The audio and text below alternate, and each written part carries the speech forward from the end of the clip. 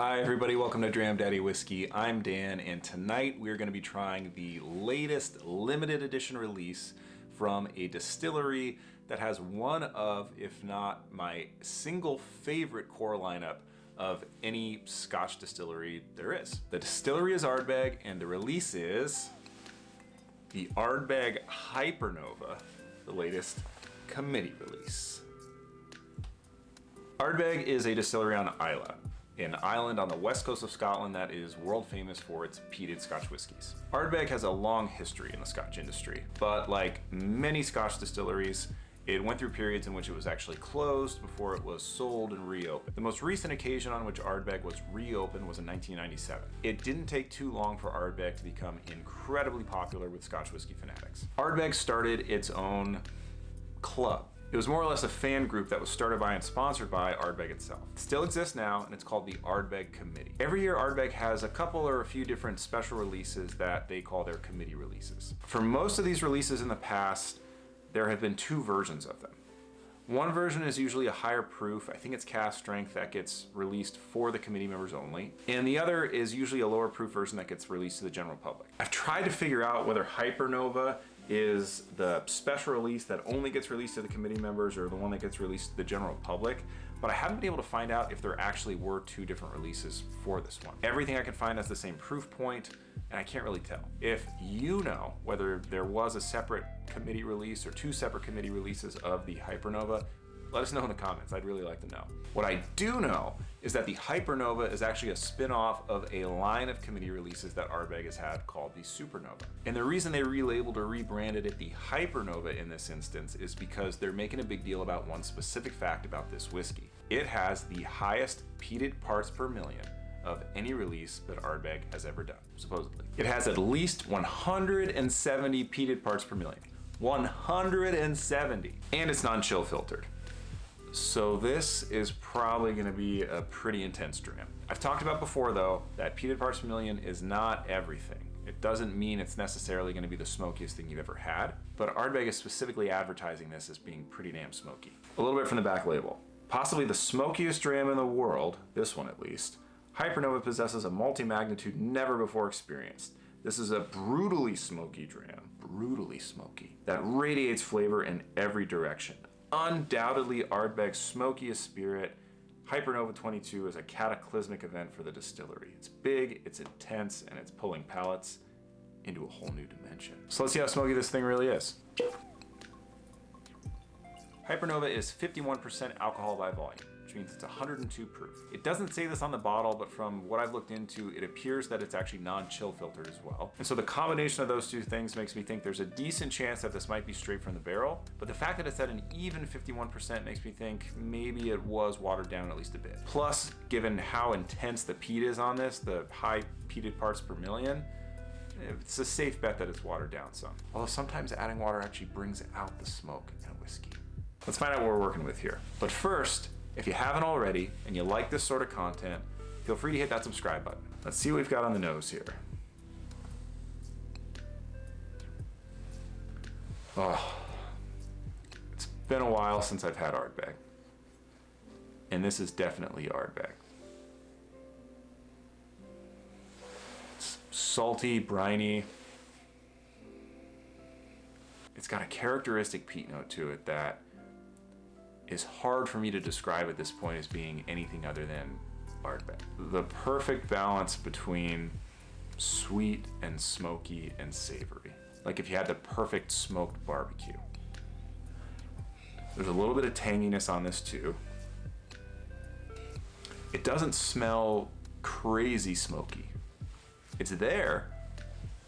It's definitely not overpowering. And as compared to peated scotches in general, I don't know that I would have pegged this from the nose as being on the upper end of peated parts per million. It's like you peeled potato skins, sprinkled barbecue dust on them, and then smoked them. With something on there that's giving it a little bit of tang, maybe like a little bit of like Tabasco or something, and a little bit of that vinegar and that tanginess, that sourness from it is coming through as you smoke it as well. I don't know if that sounds up your alley, but yeah, I don't know if it's up my alley either, but trust me, the nose on this is better than that sounds. It's a fantastic nose. To the palate.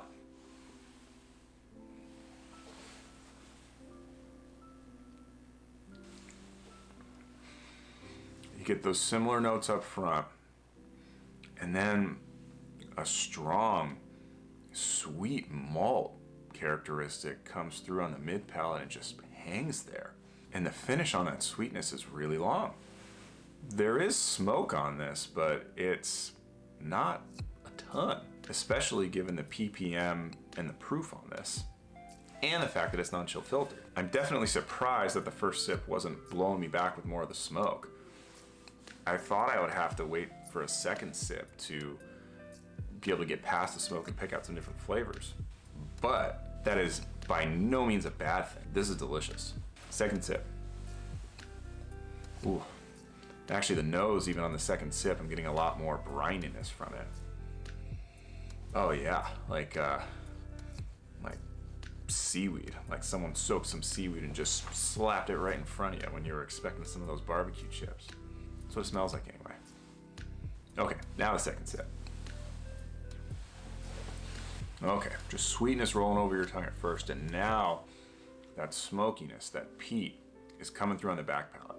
It's definitely smoke first, then maybe a spicy note or a green note.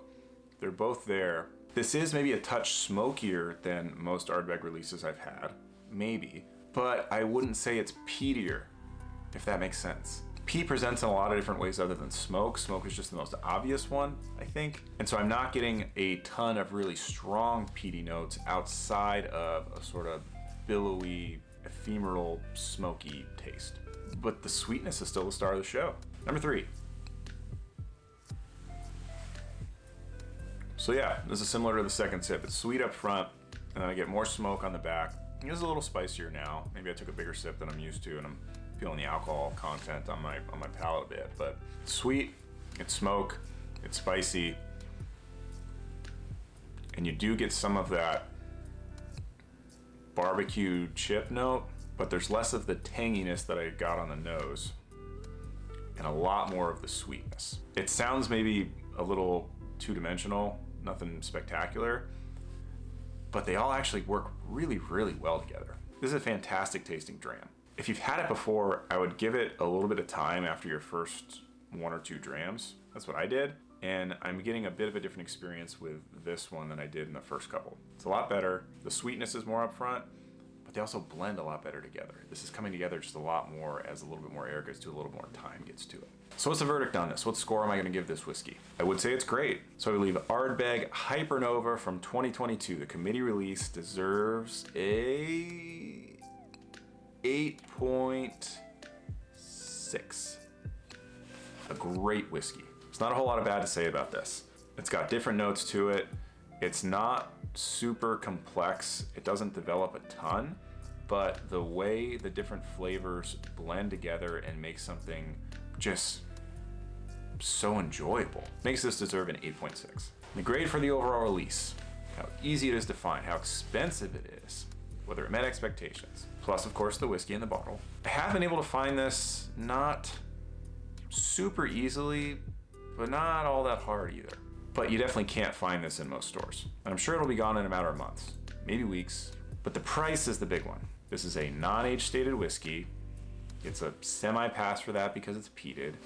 But again, we all know peated whiskey tastes good even if it's young. Just put the age statement on there and it'll cost you. I was able to get this from a place that's able to get some bottles pretty cheap and pass those savings on to the consumer. So I paid around $180 for this. The suggested retail is closer to $200. That's a lot, even for a Scotch, but it is limited edition. It is an in-demand distillery, and it is great whiskey. The grade I would give Ardbeg Hypernova is a C+. I really enjoy the whiskey, but I really enjoy a lot of Ardbeg whiskeys. You can get Ardbeg's Ugadale or Corey Vrecken for almost half the price of this, and you could find them at almost any liquor store. So while I really enjoy this, paying around $200 for something like this is a tough pill to swallow. And honestly, I don't know that I would like this more than Ugadale or Corey Vrecken. Even the Ardbeg 10 at a lower proof is freaking delicious. The issue with Hypernova is one that's really common to all of Ardbeg's committee releases, and it speaks to how good Ardbeg's core line is. The quality of the product that they release all the time that you could find anywhere for a reasonable price in their core lineup is so good that it's hard to justify spending a ton more on one of their other products that's just marginally better, about the same, or even worse. And I would say that this one keeps pace at least with their core range, probably surpasses a few of them for sure. But does it beat Uigeadail? Does it beat Corrie Vrecken? I don't know. If you know you enjoy Ardbeg, maybe try this before you buy it. If you're a die-hard Ardbeg fan, then yeah, if you find this, get it, you won't be disappointed. Do you think this is worth around 200 bucks when you could pick up Uigeadail Corrie Vrecken for around 100? When you can pick up the Ardbeg 10 for around 60 or 70? Let me know. I don't, but you might have a different opinion. Share that opinion with us. Like this video if you enjoyed it, certainly if you got this far. And until next time, Slán Java.